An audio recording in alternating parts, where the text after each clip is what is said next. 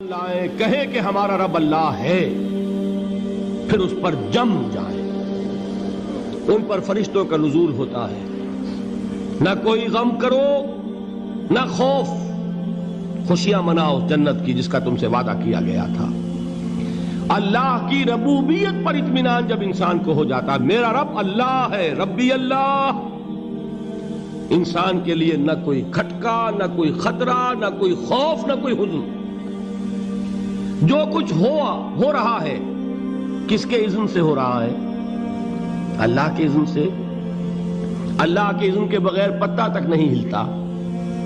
یہ کوئی اندھا بہرا مادہ نہیں ہے جس سے مجھے کوئی خوف ہو۔ اندھا بھینسا چلا آ رہا ہو اس سے تو ڈرنے کا ہر انسان کو ڈرنا چاہیے، نہ معلوم کس کو ٹکر مار دے۔ لیکن نہیں، اس کائنات کو چلانے والا ایک سمیع و بصیر خدا ہے، وہ جو میرا دوست ہے، میرا ولی ہے۔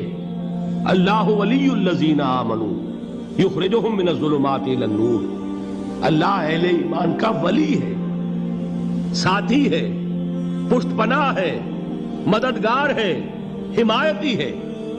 بتائیے جسے یقین ہو جائے کہ اللہ میرا مددگار، اللہ میرا محافظ، اللہ میرا پشت پناہ، اللہ میرا حمایتی، اس کے لیے کوئی خوف ہوگا؟ اس سے کوئی ڈر ہوگا؟ میں مثال دیا کرتا ہوں ایک بہت سادہ، پنجاب کے دیہات کی۔ وہ بڑا چودھری ہے اور کوئی غریب کسان ہے۔ اس غریب کسان کے جانوروں کو ہر وقت اندیشہ ہوگا چوری کا، کوئی میری بھینس کھول کر نہ لے جائے، کوئی میرا بیل کھول کر نہ لے جائے۔ لیکن جس کے بارے میں یہ سب کو معلوم ہو کہ وہ جو بڑا چودھری ہے وہ اس کا دوست ہے، اس کی بچیا کو کوئی خوف ہوگا؟ اس کی بھینس پر کوئی ہاتھ ڈالے گا؟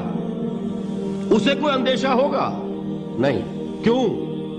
کہ وہ بڑا چودھری، بڑا اس کا یہاں کا سردار، جاگیردار، سب کو معلوم ہے وہ میرا دوست ہے، کوئی میرے خلاف اقدام نہیں کر سکتا۔ اس دنیا میں یہ چھوٹی سی بات اگر آپ کے دلی اطمینان اور سکون کا باعث بن سکتی ہے تو ذرا تصور کیجئے۔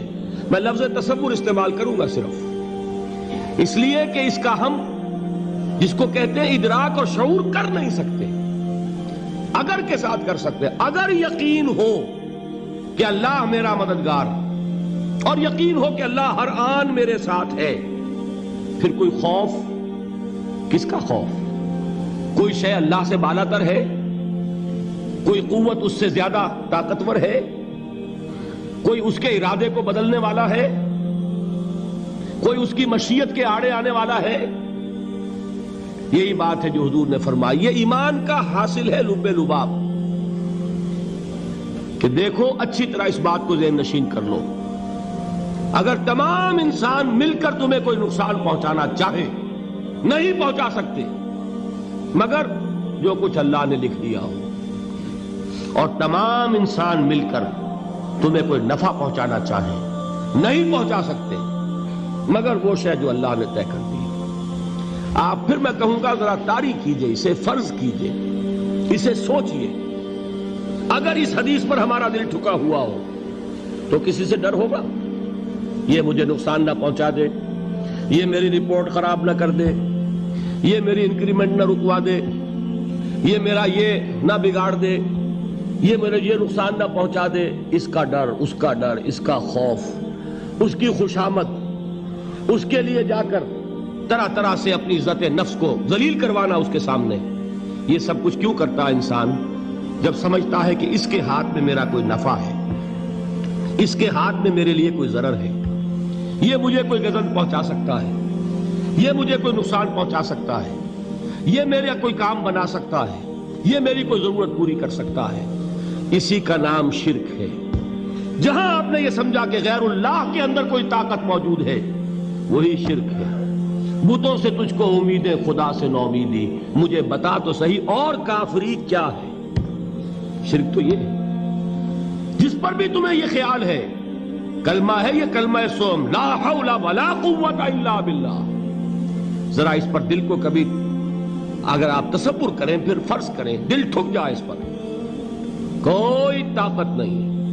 یہی بات تھی جو شیخ عبد القادر جیلانی رحمۃ اللہ علیہ نے اپنی وصیت میں اپنے بچے سے کہی. 11ویں دینے والے ہیں، لیکن حضرت شیخ عبد القادر جیلانی کی وصیت اور تعلیمات کو کتنے لوگ ہیں تم جانتے ہو؟ یہ جن مقامات تک پہنچے ہیں وہ کس چیز کی بدولت پہنچے ہیں؟ انہوں نے جو پیغام دیا وہ کیا تھا؟ اے میرے بچے، جس طریقے سے قرآن مجید میں حضرت لقمان کی نصیحتیں جو ہے نقل کر دی گئی ہیں، میں یہ عرض کروں گا بالفرض اگر قرآن حضرت عبد القادر جیلانی کے بعد نازل ہوا ہوتا تو شیخ عبد القادر کی یہ نصیحتیں بھی قرآن میں درج ہوتی. اتنی اونچی نصیحتیں ہیں. اے میرے بچے، اس حقیقت کو ذہن نشین کر لے، لا فاعل فی الحقیقت ولا مؤثر الا اللہ. اس کائنات میں نہ کوئی فاعل حقیقی ہے نہ مؤثر حقیقی ہے سوائے اللہ. کسی شے میں کوئی تاثیر نہیں اگر اللہ نہ چاہے. آگ جلا نہیں سکتی اگر اللہ نہ چاہے. پانی ڈبو نہیں سکتا اگر اللہ نہ چاہے. زہر ہلاک نہیں کر سکتا اگر اللہ نہ چاہے. کوئی چیز فائدہ نہیں پہنچا سکتی اگر اللہ نہ چاہے. تو در در پہ کیوں سر جھکاتے ہو؟ در در پر کیوں جبیں سائی کرتے ہو؟ سب کے سامنے کیوں ہاتھ پھیلاتے ہو؟ ایک اللہ سے مانگو. ایک اللہ کے سامنے زمین پر اپنی جبین رکھو. لا فاعل فی الحقیقت ولا مؤثر الا اللہ. نظر آتا ہے ہمیں کہ پانی پیاس بجھا دیتا ہے. پیاس بجھانے کی صلاحیت پانی میں نہیں ہے، اللہ کے اذن سے. کھانا بھوک مٹا دیتا ہے. بھوک مٹانے کی صلاحیت کھانے میں نہیں ہے، اذن رب میں. دیکھیے یہی یقین تھا. حضرت موسیٰ علیہ السلام کا واقعہ یاد کیجئے. سامنے سمندر آ گیا ہے. قوم دیکھتی ہے پیچھے کہ گرد و غبار کا طوفان ہے. معلوم ہوا کہ فرعون اپنے لشکر سمیت آ گیا ہے. لشکر جب چلتا تھا تیز رفتاری کے ساتھ تو گرد و غبار کا جو طوفان اٹھتا تھا اس کا تصور کیجئے. اور لمحہ بلمحہ وہ قریب آ رہا ہے. پوری قوم نے کیا کہا؟ اے موسیٰ انا لمدرکون. اے موسیٰ ہم کو پکڑے گئے. قرآن مجید نے تو یہاں وہ باتیں نہیں لکھی ہے، لیکن تورات میں یہ درج ہے کہ بنی اسرائیل جھگڑنے لگے، دست و گریبان ہو گئے موسیٰ کے ساتھ. موسیٰ ہمیں یہاں مروایا لا کر، اس سے تو ہم ہی بہتر تھے. وہاں کھانے کو ملتا تھا، زندگی تو تھی. بیگار ہم کر رہے تھے، موت تو نہیں تھی. اب جو کچھ ہوگا اس کا تصور کرو، جس طریقے سے ہمارے ٹکڑے اڑائے جائیں گے. تو لڑ رہے ہیں حضرت موسیٰ علیہ السلام سے. یہ تورات کی تفصیل ہے. قرآن میں صرف اتنا آیا ہے، پریشان ہو کر انہوں نے کہا انا لمدرکون. موسیٰ ہم تو پکڑے گئے. اس وقت موسیٰ کا جواب کیا ہے؟ کلا ان معی ربی سیہدین. نہیں، میرے ساتھ میرا رب ہے، وہ راستہ دے گا. بتائیے کہاں راستہ نظر آ رہا ہے؟